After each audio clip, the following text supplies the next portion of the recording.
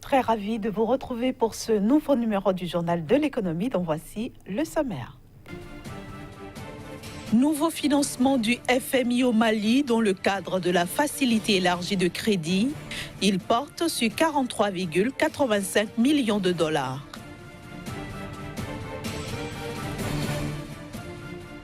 L'île Maurice en tête des pays les mieux préparés au e-commerce en Afrique. C'est ce qui ressort d'une étude de la CNUSED.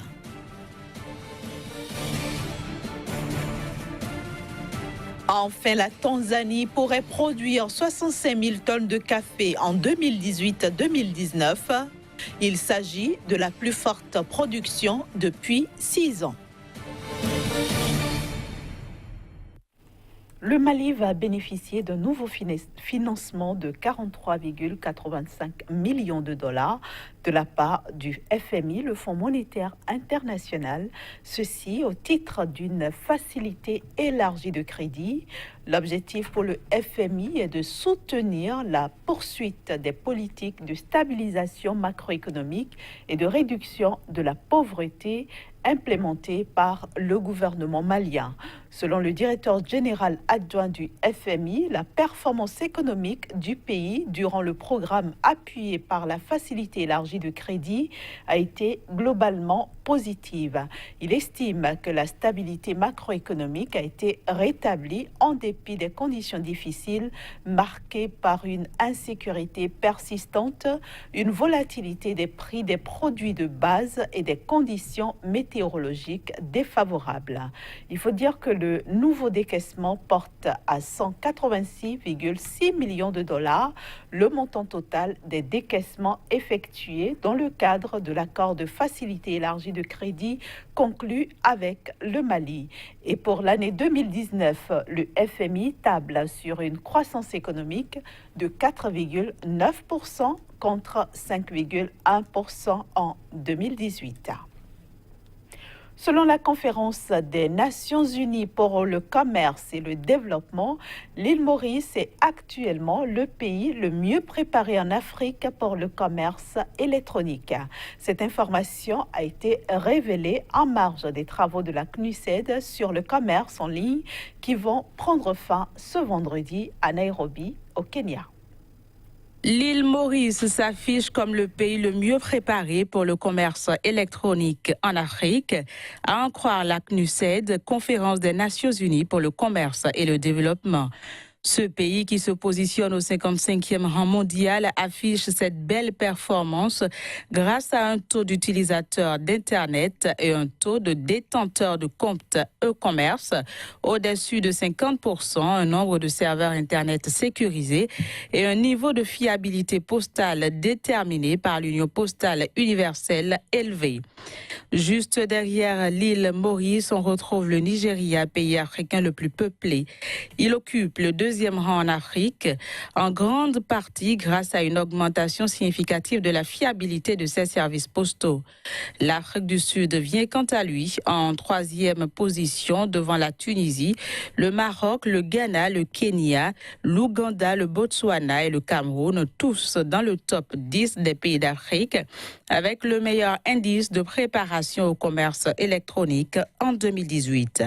Pour autant, la CNUSED estime que l'Afrique est en retard par rapport au reste du monde dans sa préparation à s'engager dans l'économie numérique et à en tirer profit.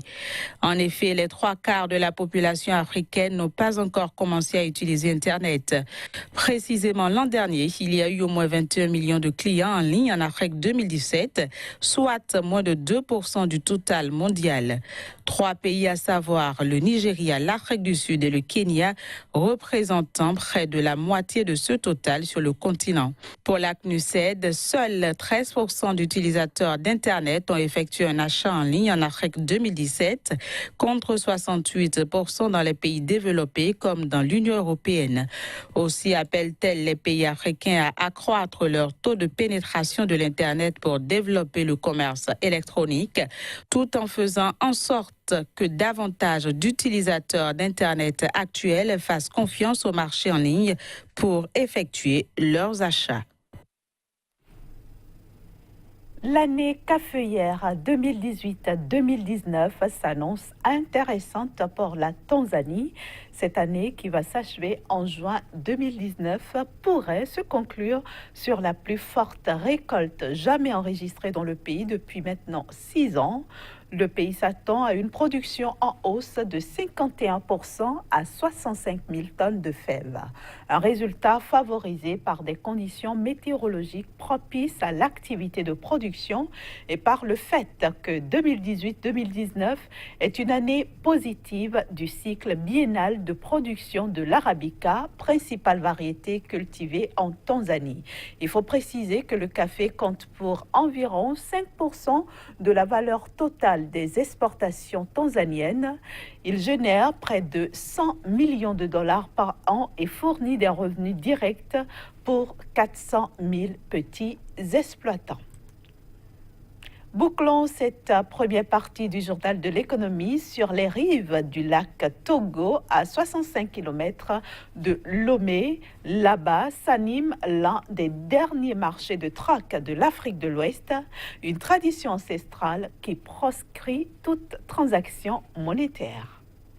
À 65 km à l'est de Lomé, sur les rives du lac Togo, le marché de Togoville s'anime tous les samedis sur cette petite place publique où se pressent commerçants, pêcheurs et cultivateurs des villages de la région. Les transactions monétaires sont prohibées. Il s'agit en effet de l'un des derniers marchés de troc en Afrique de l'Ouest, une tradition ancestrale jalousement préservée. Nos parents ont instauré le marché de troc pour pouvoir laisser vivre ceux qui n'en ont pas, pour qu'ils vivent aussi aisément. On a jugé quand même préserver cela pour les générations futures, montrer aux enfants qui naîtront demain que voilà comment nos grands-parents ont vécu. C'est sur ces traces-là que ce village Togo se retrouve aujourd'hui, tout en protégeant ce système de commerce, cette manière de changer les produits. Dans ce marché, on échange toutes sortes de marchandises, mais les plus prisées sont les céréales, le poulet, le poisson et les fruits de mer. J'ai quitté la maison avec du maïs et du gari pour venir les échanger contre du poisson et pouvoir le préparer à la maison. J'échange parfois mes poules contre du maïs et du gari. Je suis obligée de le faire car c'est difficile de vendre aussi aisément. Ancienne capitale ayant donné son nom au pays, Togoville compte 10 000 habitants. Le village semble figé dans le temps et continue à vivre au rythme du lac et des saisons de la pêche, principale richesse locale. Une petite pause à présent et on se retrouve pour la suite de ce journal. Nous retrouvons ainsi Casimir Kédion, notre chroniqueur. Bienvenue à vous sur le journal de l'économie. Merci, bonjour Inès. Alors, la coopération bilatérale entre la Jordanie et l'Égypte connaît un nouveau rebondissement. Le Caire va reprendre en effet la fourniture de gaz naturel à son voisin du Moyen-Orient dès l'année prochaine. C'est bien ça Inès, c'est la bonne nouvelle en cette fin d'année 2018. En effet, les deux pays ont signé un nouveau accord, ont repris donc l'accord signé il y a cela quelques années, pour être plus précis en 2004, pour donc fournir, c'est-à-dire l'Égypte qui va désormais fournir donc du gaz naturel à son voisin du Moyen-Orient. Je veux parler de la Jordanie, mais aussi de l'Israël. Et donc depuis 2004, l'Égypte fournissait donc cette matière première donc à son voisin, et cette fourniture a connu quelques perturbations, notamment en 2009 et précisément en 2011, en février 2011, où des sabotages, des histoires de sabotage liées donc à l'insécurité au niveau donc du Sinaï a perturbé donc la fourniture de ce gaz-là, de cette matière première. Et depuis ce temps, la Jordanie et l'Israël ne font que donc saigner dangereusement sur le plan financier. Cette situation va donc connaître un dénouement heureux En tout cas, c'est ce qui convient de dire après l'accord signé, le nouveau accord signé entre les deux parties. Je veux parler donc de l'Égypte et la Jordanie. Les autorités de ces deux pays-là ont à nouveau donc repris le contact pour véritablement offrir à l'économie des deux pays un lendemain meilleur en ce qui concerne donc l'énergie électrique au niveau de la Jordanie. Vous avez évoqué un nouvel accord, Kazmik Pidior. Quelle en est exactement la teneur? Alors, il faut déjà dire que si entre 2004 et 2011, où l'Égypte a montré donc sa bonne foi à fournir l'énergie, le pays, la Jordanie a bénéficié d'environ 7 millions de mètres cubes par jour, donc en termes donc d'exportation de cette matière première. Le nouveau accord fixe désormais à 9 millions de mètres cubes jour, donc la fourniture d'énergie de l'autre côté donc de la Jordanie, et ceci représentera 10% donc des besoins des usines, donc des centrales énergétiques donc au niveau de la Jordanie. C'est un bouffée d'oxygène pour ce pays qui, durant donc les 7 dernières années, c'est-à-dire de 2011 jusqu'en 2018, n'a connu donc une situation un peu catastrophique, un peu difficile, en ce sens que la Jordanie était obligée donc de faire recours aux hydrocarbures fossiles pour donc faire face à la question donc de la sécurité au niveau des grandes villes, notamment en ce qui concerne la fourniture d'énergie. Aujourd'hui, ce serait donc de passer ces difficultés-là, et donc l'Égypte s'engage à fournir donc la quantité nécessaire pour pouvoir faire tourner donc ces centrales énergétiques. Au-delà de ça, c'est également un cœur d'or que l'Égypte compte donc adresser à son voisin immédiat pour véritablement venir en aide de ce qu'il convient d'appeler la saignée, l'hémorragie économique durant ces 7 dernières années. Alors, le nouvel accord va rentrer en vigueur en 2019, mais pourquoi la Jordanie continue-t-elle de réclamer une indemnisation à l'Égypte? La Jordanie réclame l'indemnisation en ce sens que le sabotage, la non-fourniture donc de cette matière première a provoqué donc des saignées au niveau de son économie. En effet, selon donc les analyses économiques, il faut dire que la Jordanie a perdu plus de 8 milliards de dollars donc durant la période de non-disponibilité de cette matière première. Et au-delà de ça, c'est une situation un peu difficile pour la Jordanie et aussi pour l'Israël, car il faut le dire, les deux pays ont une certaine dépendance énergétique vis-à-vis de l'Égypte, et donc la situation n'a pas été du tout favorable pour l'économie et surtout les finances de ces deux pays, car le trésor de ces deux pays ont saigné énormément pour pouvoir satisfaire aux besoins des petites et moyennes entreprises, mais aussi de la population tout entière. Et donc l'Égypte compte donc venir à bout, compenser un tant soit peu donc cette difficulté qu'elle serait donc attribuée à elle-même, car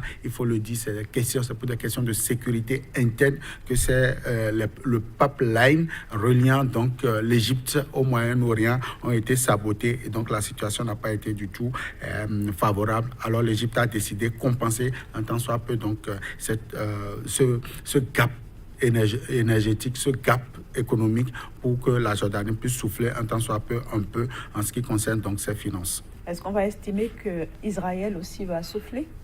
Oui, Israël va souffler, mais dans cet accord, c'est beaucoup plus la Jordanie qui est allée donc vers son partenaire. Cependant, le dispositif mis en place fournit de l'énergie, du gaz naturel aux deux pays, et donc même si l'accord n'a pas spécifié que Israël a repris donc le contact avec le Caire, il faut déjà préciser que l'Égypte comptera également Israël comme son nouveau partenaire à partir de 2019. Certainement que les deux pays sont en train de discuter autour d'un nouveau accord pour voir également comment est-ce que désormais rallier les capitales de ces deux pays-là. Merci beaucoup Kazmik Pidior, merci pour toutes ces explications et excellent week-end à vous. À vous de même. Voilà, chers amis téléspectateurs, ce sera tout pour aujourd'hui. Merci de nous avoir reçus chez vous. On se donne rendez-vous lundi prochain à la même heure. D'ici à là, passez d'excellents moments en compagnie des programmes de Sika.